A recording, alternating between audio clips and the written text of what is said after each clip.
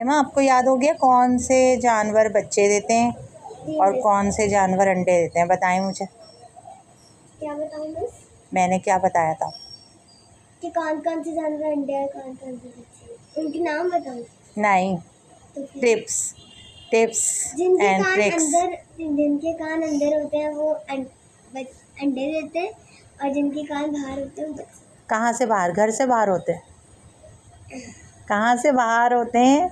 मतलब दिखते हैं जिनके कान बॉडी में। हाँ, उनके जिस्म में कान जिसके बाहर दिखते हैं, नज़र आते हैं। हज़रत अली ने फरमाया कि इतनी आसानी से समझ लें, जो जानवर बच्चे देते हैं ना, उनके कान उनके जिस्म से बाहर होते हैं, यानी जिस्म में नज़र आते हैं बाहर से हमें।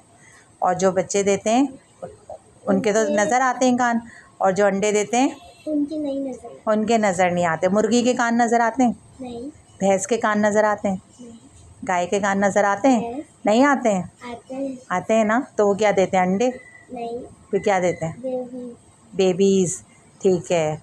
और चींटी के कान नज़र आते हैं? नहीं। मक्खी के कान नज़र आते हैं? नहीं। तो वो क्या देते हैं? स्पाइडर के भी नज़र। क्या देते हैं वो? एग्स एग्स देते हैं।